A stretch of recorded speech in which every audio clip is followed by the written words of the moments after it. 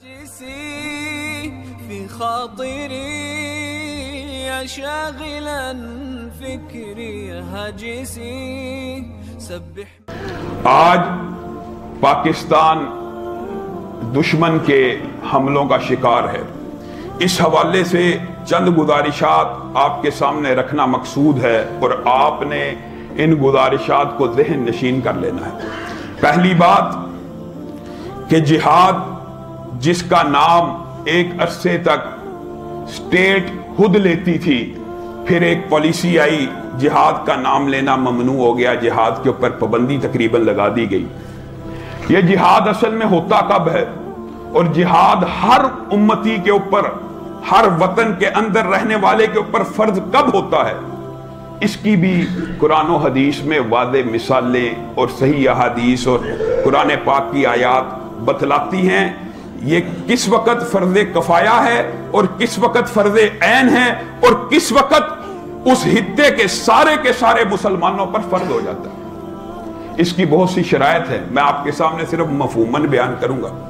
Number ایک بات، جب کوئی اسلامی ریاست ہو اور اس کا سپہ سالار، اس کا حاکم، اس کا کمانڈر ان چیف اس بات کا اعلان کر دے کہ کافر ملک کے اوپر یلغار کرنی ہے، حملہ کرنا ہے، یا کافر ملک نے ہمارے اوپر حملہ کر دیا ہے، یہ اعلان کون کرے گا؟ کمانڈر ان چیف، ملک کا حکمران.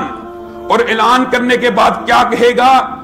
میری قوم کا، میرے وطن کا، مسلمانوں کا ہر نوجوان اس جہاد میں حصہ لے. پھر کیا ہوتا ہے؟ پھر جہاد فرض عین ہو جاتا ہے اور کوئی ایک بندہ بھی اس سے راہ فرار اختیار نہیں کر سکتا.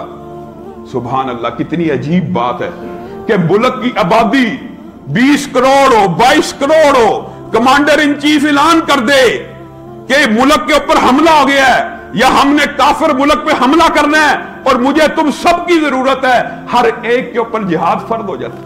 نبی کریم صلی اللہ علیہ وسلم نے ارشاد فرمایا، من ماتا ولم یغزو ولم یحدث نفسہ بالغزو، جو مر گیا اور اس نے آپ کو جہاد کے لیے ٹرین نہ کیا، کیا مطلب؟ ارادہ نہ کیا، نیت نہ کی، مر گیا، پوری زندگی میں ایک مرتبہ بھی ارادہ نہیں کیا یا یہ امید کا اظہار نہیں کیا کہ اگر خدا نخواستہ دشمن حملہ کرے گا میں جہاد کے لیے نکلوں گا، مات علی شعبۃ من النفاق، وہ حالت نفاق میں مر گیا. جہاد بہت اہم فریضہ ہے اور اس بات کو آپ غزوہ تبوک کے حوالے سے اچھی طرح جانتے ہیں. نبی کریم صلی اللہ علیہ وسلم نے کہا، مسلمانوں آج جہاد کی ضرورت ہے، دشمن مضبوط ہے. نبی کریم صلی اللہ علیہ وسلم کا کیا معمول تھا؟ جب جہاد پہ جایا کرتے تھے بعض لوگوں کو کہا کرتے تھے جس نے شامل ہونا شامل ہو جائے، جو رہنا چاہتا ہے رہ لے. اس کو معتوب نہیں تھا کہ بدر کے اندر قافلہ اس کے پیچھے جانے کا ارادہ تھا، مدینہ میں جو صحابہ رہ گئے ان کو تان و تشنیع کا نشانہ نہیں بنایا گیا. لیکن غزوہ تبوک کے اندر نبی کریم صلی اللہ علیہ وسلم نے مختلف حکمت عملی اختیار کی. دشمن کا نام بھی لیا، مقام کا نام بھی لیا اور ارادہ بھی ظاہر کیا میں وہاں جا رہا ہوں. ورنہ نبی کریم صلی اللہ علیہ وسلم ارادہ کہیں اور کا ظاہر کرتے تھے تاکہ دشمنوں کو غلط اطلاع پہنچے. اب غزوہ تبوک کے اندر مشہور واقعہ حضرت کعب بن مالک، حضرت حلال، حضرت ابن ربیعہ کا، 3 یہ صحابی تھے.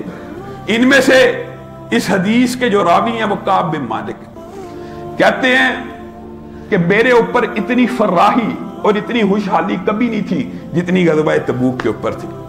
میرے پاس 2 اونٹنیاں کبھی زندگی میں جمع نہیں تھی ہوئی، غزوہ تبوک کے موقع پہ موجود تھی. میرے باغ کے پھل پکنے والے تھے. نبی کریم صلی اللہ علیہ وسلم جہاد کا اعلان کر چکے تھے. میں ہر روز سوچتا تھا آج جا کے لشکر کے ساتھ مل جاؤں گا، اگلے دن پھر سوچتا تھا آج جا کے مل جاؤں گا. اچانک خبر ملی لشکر کوچ کر چکا ہے. میں نے کہا میرے پاس تندرست گھوڑے ہیں، اونٹنیاں، میں پیچھے سے جا کے مل جاؤں گا.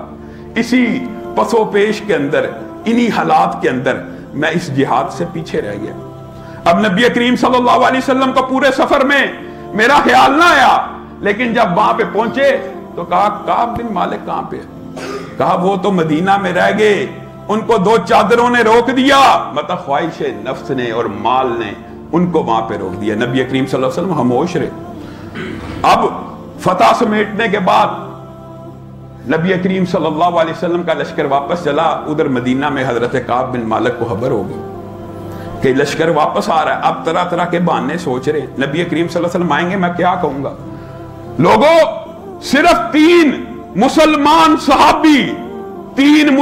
صحابی, بات جو بتلانے کا مقصد ہے, لوگ یہ سمجھتے ہیں حاکم وقت اعلان کر دے, عوام جنگ کے لیے تیار ہو جائیں, تو شاید ہم نے اپنے گھروں میں رہنا ہے, دبک کے بیٹھنا ہے, اس کے اندر مالی اور جانی طور پہ حصہ نہیں لینا. آپ یہ بتلائیے, یہ اتنے عظیم صحابہ ہیں, سوچ رہے ہیں اب نبی کریم آئیں گے تو یہ بہانہ کریں گے, یہ بہانہ کریں گے. کہتے ہیں نبی کریم واپس پہنچ کے مجھے بلایا, میں نے سلام کیا, نبی کریم نے سلام کا جواب دیا, چہرے پہ مسکراہٹ تھی, لیکن میں نبی کریم کی مسکراہٹ کو بڑا اچھا پہچانتا ہوں. اس دن نبی کریم کی مسکراہٹ میں میرے ساتھ ناراضگی تھی. ہاں, کیوں پیچھے رہ گئے؟ کہا جو جھوٹ سوچے تھے ایک جھوٹ نہ بول سکا. نبی کریم کو کہا باغوں کے پھل پکنے والے تھے, آسائش تھی, کشادگی تھی, اتنی راحت, اتنی مسرت, اتنی فرحت کے ساتھ میں نے اپنی زندگی میں کوئی لمحہ نہیں گزارا.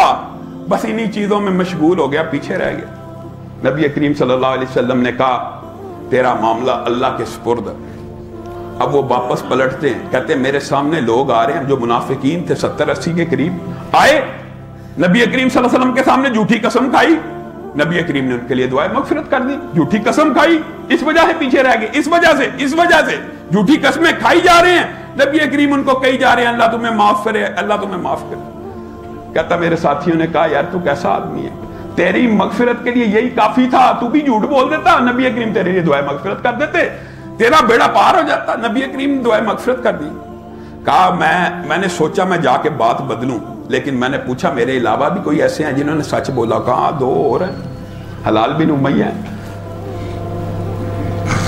اور حضرت مرارہ ابن ربیع ہیں. یہ 2 بندے اور بھی موجود ہیں تیرے ساتھ جنہوں نے سچ بولا ہے. اب یہ 3 ہو گئے, ان کے اپنے اندر قوت کا احساس ہوا میں اکیلا نہیں ہوں سچ بولنے والا. لیکن پھر وہی بات قرآن پاک کی والا ثلاثۃ الذین خلفوا, کہ یہ جو 3 پیچھے رہ گئے ان کے اوپر زمین پوری کشادگی کے بعد تنگ ہو گئی. صحابہ نے ان کے ساتھ بائیکاٹ کر دیا. منافقوں نے جنہوں نے قسمیں کھا کے یقین دلایا ان سے گفتگو جاری ہے, اور جن 3 نے سچ بولا ان کا بائیکاٹ ہو گیا, ان کے ساتھ کلام نہیں ہے. کہتے ہیں میں تنگ آ گیا, میں اپنے کسی دوست کو بتاتا, کسی دوست کو بلاتا, میرے سے کلام ہی نہ کرتا حضرات. حتیٰ کہ میرے چچا کا بیٹا ابو قتادہ, میں نے اس کو جا کے سلام کیا اور اس کو کہا سچ بتا میں اللہ اور اس کے رسول سے محبت نہیں کرتا. تو مجھے آگے سے کیا کہتے ہیں منہ میں, اللہ اور اس کا رسول جانتا. کہتے ہیں میرے دل کو چوٹ پڑی. پھر میں نے 40 دن تنہائی میں گزارے. یہاں کے نبی کریم صلی اللہ علیہ وسلم کا قاصد آیا, بیوی سے علیحدہ ہو جاؤ, یہاں تک کی نوبت آئی. لوگوں یہ سنگینی کا آپ کو احساس دلانا مقصود ہے, واقعہ لمبا ہے لیکن اس کے اندر بہت بڑا پہلو ہے. 50 دن گزر گئے, آنے والے نے ندا دی, کہا تیری توبہ اللہ نے قبول کر لی. خوشی و مسرت کا لمحہ آیا, آنکھوں میں آنسو آئے, گھوڑے کو ایڑ لگائی, مسجد النبی میں داخل ہوئے. طلحہ بن عبید اللہ نے استقبال کیا. اللہ کی قسم کعب مرتے دم تک اس استقبال کو نہیں بھولے. کہا مہاجروں میں واحد تھے جو آگے بڑھے. میں نے اپنے 2 کرتے جس نے اطلاع دی تھی توبہ کی کہ اللہ نے تیری توبہ قبول کر لی, اس کو عطا کیے. کہتے میرا خیال تھا نبی کریم صلی اللہ علیہ وسلم کے اوپر وحی آئی ہوگی کہ میں نے 3 کو معاف کر دیا. مجھے یہ نہیں تھا پتا کہ اللہ ہم 3 کے لیے آسمان سے قرآن نازل کر دے گا. اللہ نے آسمان سے 3 کے لیے قرآن نازل کیا کہ ان 3 کی توبہ اللہ نے قبول کی, ان 3 کی باقیوں کی نہیں کی. جنہوں نے جھوٹ بولا تھا, جنہوں نے قسمیں کھا کے یقین دلایا, ان کی توبہ قبول نہیں ہوئی. ان 3 کی توبہ اللہ رب العزت نے قبول کر لی کہ سچ بولا تھا. اور حضرت کعب کہتے ہیں اللہ کی قسم کسی سچ کے بدلے میں اتنا عمدہ نتیجہ شاید ہی کسی صحابی کو ملا ہو جو مجھے مل گیا. اللہ نے قرآن میں نام بھی نازل کر دیا, مقام بھی نازل کر دیا, اور اللہ نے آیتوں کے ذریعے میری برات کا اعلان کیا. معزز سامعین گرامی قدر, اس واقعے کے اندر کیا بات پوشیدہ ہے جو بتلانا مقصود ہے. آج اگر وطن عزیز کے اندر کافر ملک حملہ آور ہو جاتا ہے, تو آپ نے اور میں نے گھروں میں نہیں بیٹھنا. اگر ہم عملی طور کے اوپر اپنی جان کے ساتھ جہاد کرنے میں کمزور ہیں, ہم نے اپنے مال کے ساتھ جہاد کرنا ہے. مال کے ساتھ جہاد کرنے میں کمزوری محسوس کرتے ہیں تو رضا کرانہ طور پہ خدمات سر انجام دینی ہے, میڈیکل کیمپس میں جانا ہے, نرسنگ کی ڈیوٹیاں ادا کرنی ہیں, خون کی سپلائی اور دیگر امور جو بھی سپہ سالار اور حکمران ہمارے ذمہ لگائے گا آپ کے اور میرے اوپر فرض ہو جاتا ہے.